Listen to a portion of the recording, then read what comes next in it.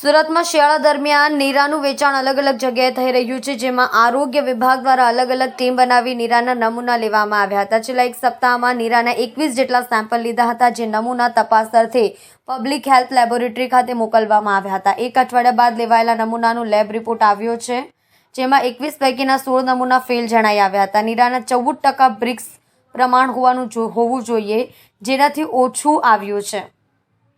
નીરામાં શુગરનું પ્રમાણ 13.0% હોવું જોઈએ, તેનાથી ઓછું જણાઈ આવ્યું હતું.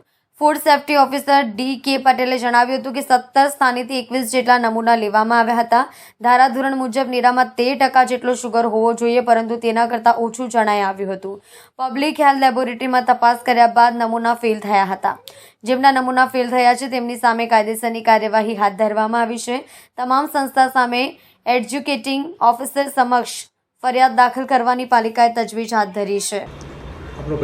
હું D.K. Patel, food safety officer, Surat મહાનગરપાલિકા, deputy commissioner health and hospital અને આરોગ્ય અધિકારી સાહેબશ્રીની સીધી સૂચના અને માર્ગદર્શન હેઠળ આગામી શિયાળાની ઋતુ ચાલતી હોય નીરાનું સુરત શહેરમાં ખૂબ જ પ્રમાણમાં વેચાણ થતું હોય છે.